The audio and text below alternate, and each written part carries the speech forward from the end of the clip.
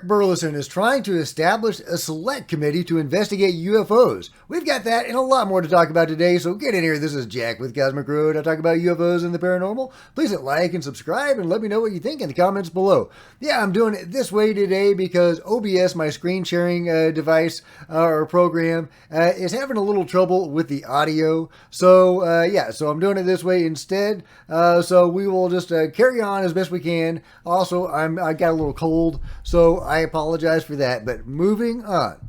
Representative Eric Burleson says, my colleagues and I are formally requesting that the Speaker establish a select committee focused on U.A.P. The American people deserve the truth.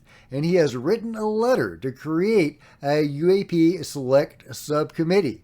He says that we believe that establishing a new select subcommittee would provide a significant opportunity for Congress to provide answers that are long overdue. Absolutely, I've long said that a select committee may be our real best chance at getting some answers. We can't rely on anyone in the Senate, unfortunately. The House seems like it's our best bet. And it's the representatives, it's the U.A.P. caucus within the House that seems more genuinely devoted to looking for answers into this. Marco Rubio, Kirsten Gillibrand in the Senate didn't really work out. There seems to be a lot of resistance there. There is also, of course, resistance within the House itself, but there are pro-disclosure and transparency advocates in the House, and we're not seeing that in the Senate. So a select subcommittee within the House run by people that actually care about the issue and want to make progress may be our best bet. I love it. I hope it happens. But it needs, subpoena power. They need to be able to compel witnesses that wouldn't normally want to speak. So, in other news, it looks like there is going to be another Nazca Mummy press event on April 4th. I want to confirm that, but that is what I've been hearing. So, hopefully that will happen. The Nazca Mummy event, if you missed my live stream yesterday, was problematic. It was rough around the edges. It gave new meaning to the words catastrophic disclosure.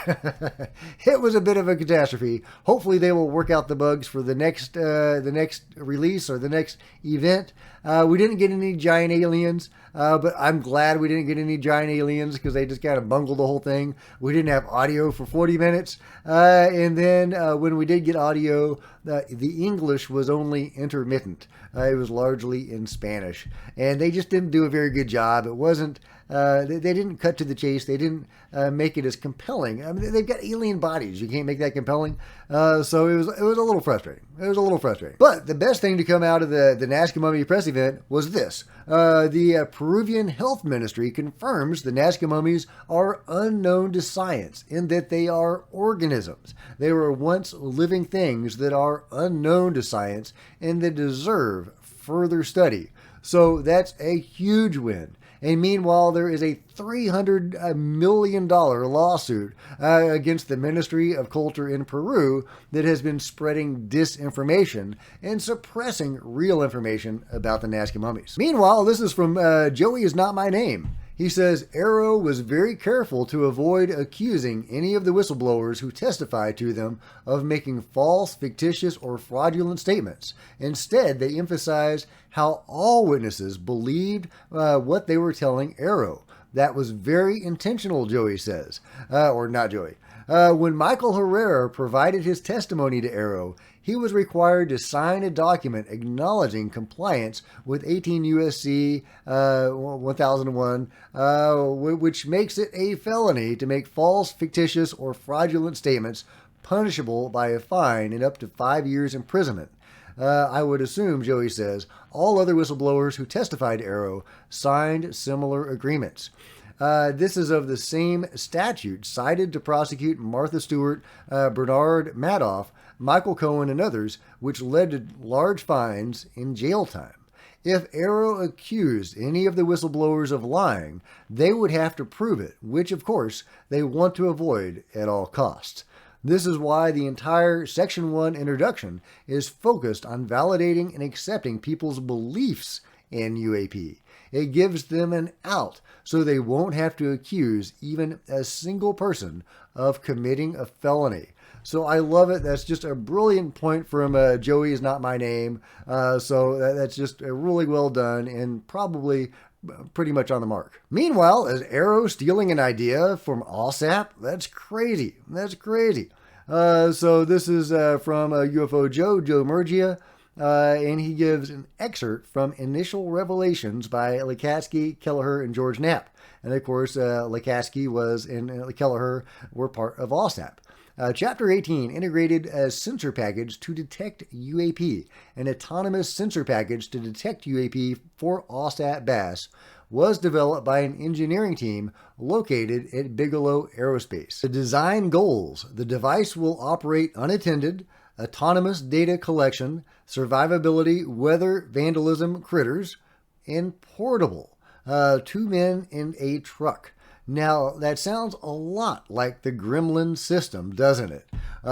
So, I don't know how small Gremlin is. Gremlin may be smaller than 2 men in a truck. I don't know.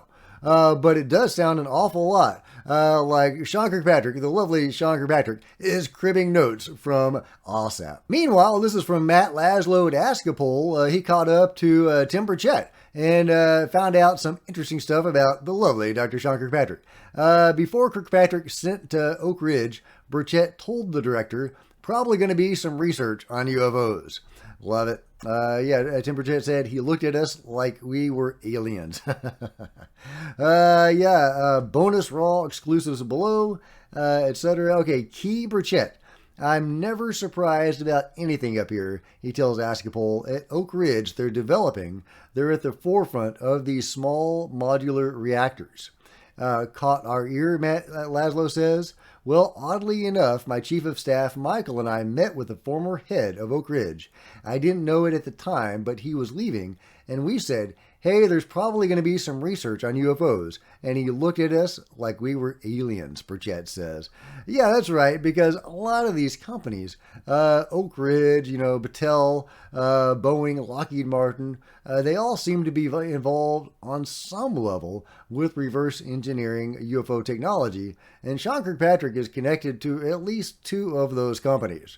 So Tim Burchett was right on the money when he said that Sean Kirkpatrick was going to go and do some UFO reverse engineering or work on some UFO tech at Oak Ridge. I'm sure that's what's going on. I'm sure Sean Kirkpatrick, it's not his first go-round either. He's been in the control group for a while, according to what I can surmise. And I've shown you his resume before and how he's been possibly groomed for this since the time he was 17. And he's been in the sciencey side of intelligence for a long time, perfectly positioned to be on the inside of the control group. And since he is so focused on science, it's not unlikely that he has worked on UFOs. But if he hasn't, he might be about to get a shot. Meanwhile, Ross Coulthart is saying that he's received death threats about the UFO that's too big to move. That's right. Of course, he said there was a UFO somewhere outside of the United States that was too big to move. And apparently some people really think that he should tell where this is. And hey, I hear those guys. I know what they're talking about. I totally, I understand that. If Ross did tell us where this UFO was, that would be a UFO disclosure, right? I mean, boom, done. It's a done deal. But he's an actual reporter, and he has journalistic integrity, and he also says this would endanger people's lives if he revealed this information. So, hats off to Ross for doing what he has to do and for weathering the storm of anger for people that really want him just to fess up with the location. But I totally understand why he isn't, and I'm sure he's doing the right thing. Ross has some more thoughts, and this is compiled by David Haith. So thank you so much, David. I appreciate that. It makes it a lot easier since I can't show the actual clips. Ross says, top journalists are being threatened and urged to stay silent about an NHI retrieval program to patriotically protect technology secrets, which may be leading to shootdowns, claims Ross Coulthart.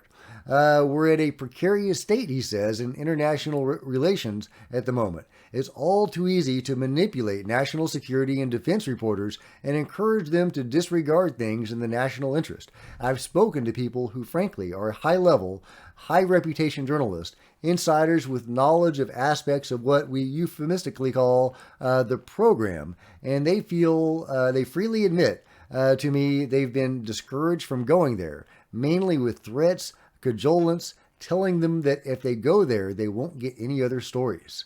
But the other reason is there's been an appeal to their sense of patriotism that essentially there are technologies that lie behind all of this that are being resourced, developed, and manipulated for war fighting. And isn't that sad? Isn't it sad that if it is true that we've had contact with NHI, isn't it sad that we may very well be shooting them down, engaging offensively against a non-human intelligence? If that's true, isn't that horrific? And what does that say for the rest of humanity that's not party to these decisions? Why have these decisions been made and who authorized them? Has a president authorized them in America by an executive order? I question whether that's the case, and the issue that is being expressed to me by people within that program is that it has completely lost control, that things are being done in the name of national security that are not being given oversight by the Congress. So yeah, bang on, bang on. We are shooting down UFOs, guys. Are we shooting at the good guys? Or are we shooting at the bad guys? We don't know. From the Michael Herrera story, the UFOs that we're shooting down, from that, from that slice, I'm sure we're shooting down other UFOs in other locations. But those specific people shooting down those UFOs are getting psychics to engage with them telepathically or whatever, and to establish a communication and even a relationship, I guess, with these beings to lure them in and then shoot them down and I suppose kill them to steal their technology. And so that says a couple of different things, right? That says, A, the beings are reasonably friendly. You can establish a relationship with them and invite them in, and that the people shooting at them don't expect a reprisal. So yeah, if they were hostile and malevolent entities, you would think that they would want revenge. The ship going down would send out a distress beacon, and the war fleet would show up and blast the black site that was and potentially the Earth. But at least blast the black site that was shooting at them. But they are not doing that. So from what we can see, looking in from the outside, they seem reasonably friendly, at least that group. Of course, we don't know. We don't know all the details. That's what's so frustrating about this. I would love it if the control group were the good guys and that we actually had somebody in our corner defending us from the negative parts of the phenomenon. I'm not negative on the phenomenon. I have my own experiences with the phenomenon, and the greater phenomenon have been very positive. And I want to put out a positive message because, first of all, we co-create a lot of these events. It's probably not a great idea to go in with a negative, fearful mindset. But yeah, just in general, we want to engage with the positive parts of the phenomenon and not the negative. And but we do need to be mindful that there are negative. It'd be great to have some protection from that. So if the control group were actually serving humanity, they would be protecting us against the negative stuff, and instead of shooting down good guys, which I'm afraid is what's going on. But that's one huge reason why we need UFO disclosure. We need oversight of these black projects, of these black programs that are probably pretty abusive. I mean, what they were doing with the psionics and, assisting in abductions, I don't know if that specific group is doing that, but somebody is. And there's some pretty horrific stories out there. So anyway, we need oversight of these black programs, and that's one huge reason why we do need official, government disclosure. But let me know what you guys think in the comments below. And if you've enjoyed this video, please give me a big thumbs up. I sure would appreciate it. Smash the like button and the subscribe button and the bell to be notified of future videos. You don't want to miss a thing. Join me on social media, Facebook, Twitter, links below. Love to see you guys there. If you wanted to support Cosmic Road in a bigger way, consider grabbing a coffee mug or a t-shirt in the merch store, or by becoming a channel member Channel members are rock stars, and I really appreciate you guys' support. Thank you. Meanwhile, there are plenty of other videos on the channel, and I'll see you guys next time. This is Jack with Cosmic Road, signing out.